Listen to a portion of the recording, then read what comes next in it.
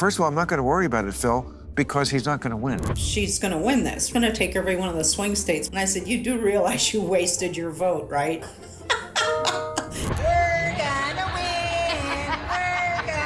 There's no world in which Donald Trump could, no imaginable world in which Donald Trump could ever win a popular majority in America. What are we going to say to Donald Trump in November? Bye, bye, bye. Madam President in 19 days.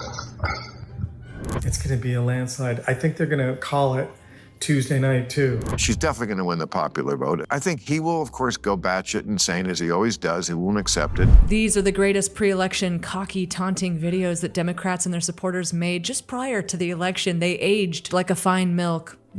Starting with this absolutely genius poli-sci professor who taunted a minimum wage earning cashier. We're closing in on almost 5 p.m. Eastern time, and I've been tracking everything that's been going on across the country today. And my most important encounter was when I went out to get my champagne. I was talking to the guy in the store, of course, asking him, did he vote? And he said he did early voting, and he asked me if I early voted. And he asked me, you know, why I was getting the champagne. And I said, because I'm going to be toasting Madam President tonight.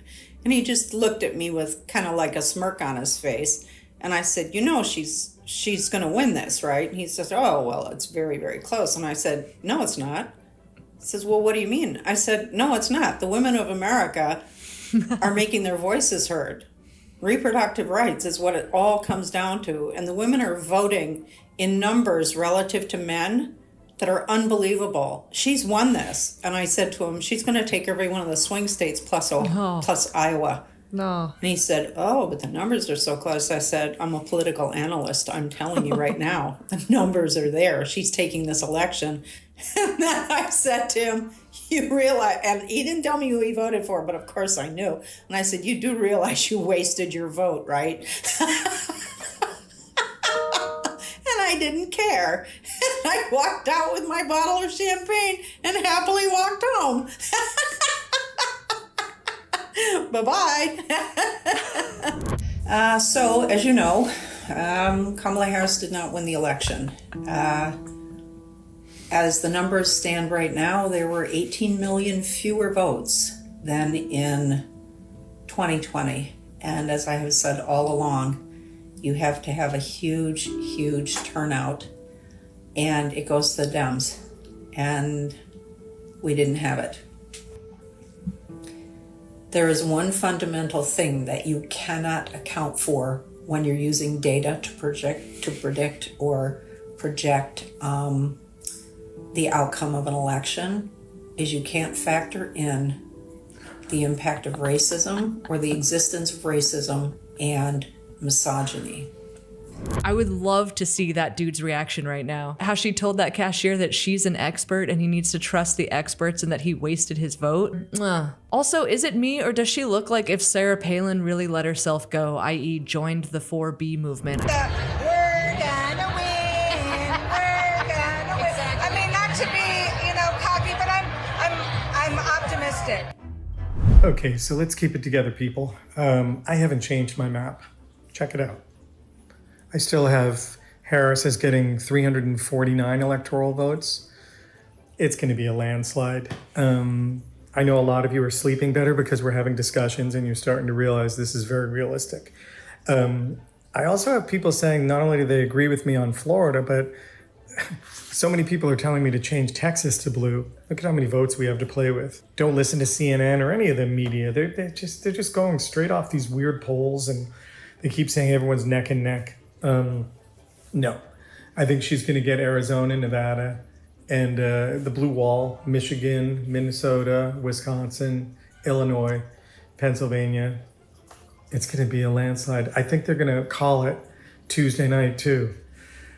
I don't care what Trump plans on doing. Okay, technically this guy was right about two things. They did call it Tuesday night and it was a landslide for Trump. Hey, Kamala. What are we going to say to Donald Trump in November? Bye, bye, bye. Ellen DeGeneres is looking rough these days. Why is it that every washed up celebrity that showed up to cash a check from the Kamala Harris campaign this year just also happens to be on the Diddy list? So this next one doesn't quite fit the description. It was posted after the election, but it's just too good not to share. If you're a conservative woman, here's how I'm gonna fix your life, okay?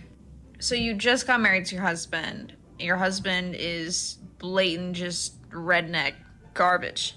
You like him though, for some reason, something there is clicking. I'm gonna seduce your husband. I'm gonna seduce your husband. I'm going to look him in the eye and I'm gonna explain to him that nobody has ever made me feel the way he has. And I'm younger than you conservative woman that married him. And I'm gonna start like explaining that I'm just so fun and I like doing fun shit, because you're probably married and you can't do fun shit. And then once I do that and I implement your fucking marriage arc, he's gonna cause some irrational feelings, which is going to establish itself in your marriage problems. And then you're gonna be like, why am I doing this shit for a man? This is where we get ya. Get ya, because then you're like, why am I supporting a guy that isn't doing anything for me? There you go. She has the energy of like a coked out 90s comedian. Get ya. No wonder I need a buku. Look out, women. This emaciated non-binary is gonna seduce your husband with her charms. Somehow I suspect the seduction plan would only work if the husband is secretly gay. But hey, it sounds like she's gonna make the first move. She's gonna be like, let's free Palestine together. Let's go on a date at the police station. I'll bring the kerosene. I think if a conservative guy wanted to fuck Antifa, he could just join the police force. Trump supporters thought they had this in the bag.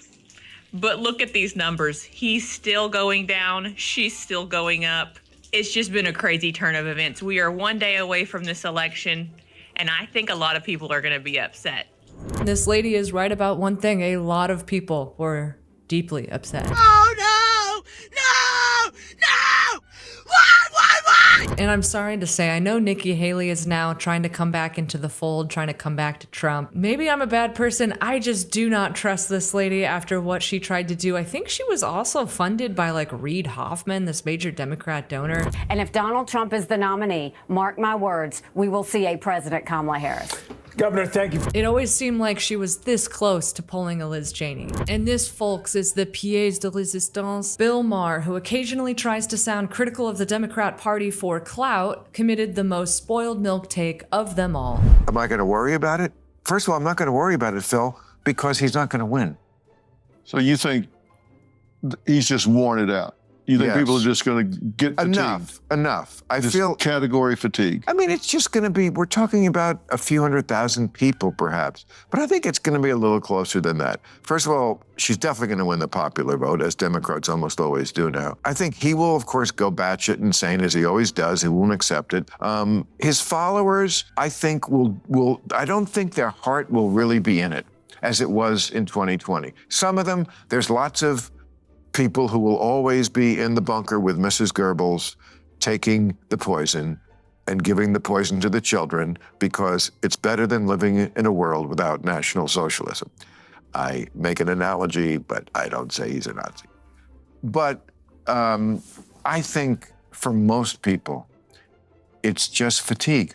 Yes, I think it's time. Don't fall for his tough on Democrat shtick. He's tough on them because he loves them and wants them to bring harm to Trump and his supporters. You can call her Madam President in 19 days. So it's okay. You can call her a Madam Vice President. You'll call her Madam President soon.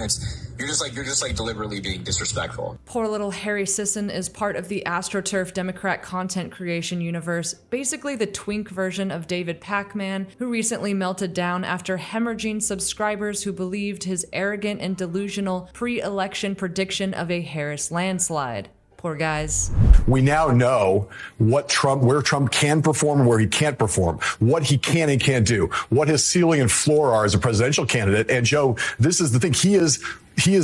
There's no Republican who's paid attention to his run in 16, his run in 20, and the Republican performance in the midterms around those years that doesn't know what baggage Donald Trump has and what the baggage is, as you just said, that he can't shed. There are voters he'll never get. There are places he'll never be competitive. And there's so many of them now that there's no world in which Donald Trump no imaginable world in which Donald Trump could ever win a popular majority in America, in the American electorate. And the narrow needle that he needs to thread in the Electoral College has gotten narrower and narrower to the point where Trump he is a powerhouse within the Republican Party still. And yet on the national level, running, a head-to-head presidential contest, a general election, he's getting close to, not unelectable yet, but the deficits he carries into that race are so huge and so well known and specified that if the Republican Party were a rational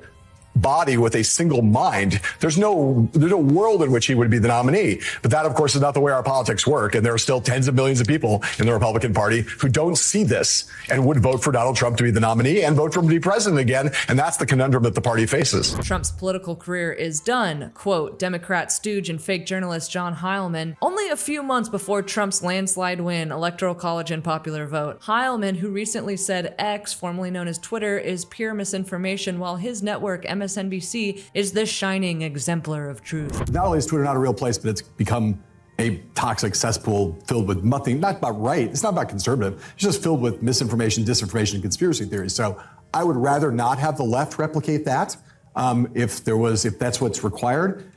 Twitter is real. Well, the internet is real. Somebody just wrote a big article about this. That is where reality is now, and this is perfect for the movie you're going to do. The AstroTurf YouTubers lose subscribers, but somehow idiots like this stay employed. Make it make sense. Thanks for watching, everyone. I'll catch you on the next one.